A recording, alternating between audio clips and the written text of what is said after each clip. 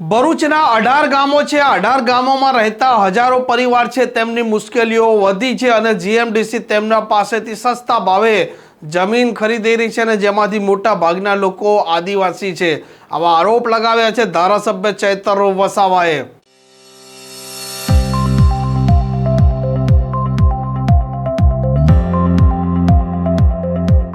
નમસ્કાર, આપ જોઈ રહ્યા છો હોટલાઇન ન્યૂઝ। આદિવાસી વિસ્તારની વાત કરો, ભરૂચ જિલ્લાની વાત કરો કે પછી નર્મદા જિલ્લાની વાત કરો, મોટા ભાગે મનસુખ વસાવા જે ભારતીય જનતા પાર્ટીના સાંસદ છે અને ધારાસભ્ય ચૈતર વસાવા જે પોતે આમ આદમી પાર્ટીના ડેડિયાપાડાના ધારાસભ્ય છે, તે સતત ચર્ચામાં રહેતા હોય છે।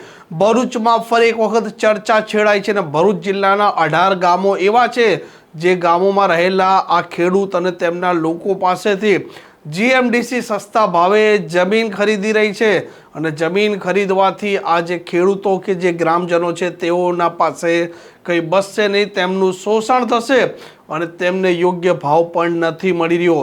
તમામ જ્ઞાતિ જાતિ અને રાજકીય પક્ષોએ ભૂલી એકબીજાના સાથે જોડાવું જોઈએ અને આ વિસ્થાપિતોના પડખે ઊભું રહેવું જોઈએ। આ વાત કહી છે ચૈતર વસાવાએ। Gujarat mineral development corporation limited દ્વારા ભરૂચ જિલ્લાના વાલિયા તાલુકાના ચોરામલા, સિંગલા, વિઠ્ઠલગામ, વાંદરિયા, સોળગામ, રાજગઢ, ઇટકલા, પીઠોર, ડેલી, ભૂમડિયા, જંબુગામ, ભરાડિયા, કેસરગામ, કોસંબડી, લુણા, સિનાળા અને તુણા જેવા 18 ગામોની જમીનો સંપાદિત કરીને ત્યાં જીએમડીસી પ્રોજેક્ટ વાલિયાનો નાખવાનો આજે ગતિવિધિઓ ચાલે છે, જેના ભાગરૂપે આવતીકાલે એટલે કે 22/4/2025ના મંગળવારના રોજ 11 કલાકે સોળગામ તાલુકો વાલિયાના ગ્રાઉન્ડ ખાતે સોળગામના ગ્રાઉન્ડ ખાતે લોક સુનાવણી રાખવામાં આવી છે। ત્યારે આ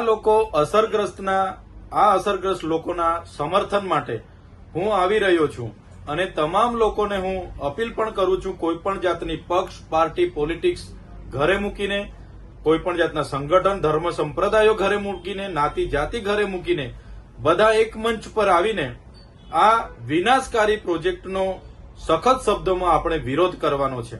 આમ ધારાસભ્ય ચૈતર વસાવાને જે પ્રકારે હાલ સવાલ ઉઠાવ્યો છે તે જોતા બની શકે કે ભરૂચના સાંસદ મનસુખ વસાવા પણ આ મામલામાં જોડાય તો પણ નવાઈ નહીં। આ પ્રકારના સમાચાર, પ્રકારના અહેવાલ માટે હોટલાઇન ન્યૂઝની ચેનલ જોવાનું અને સબસ્ક્રાઇબ કરવાનું ભૂલતા નહીં। નમસ્કાર। આવા પ્રકારના વિડીયો તમને જોવા ગમતા હોય તો હોટલાઇન ન્યૂઝ ચેનલને લાઇક, શેર અને સબસ્ક્રાઇબ કરો।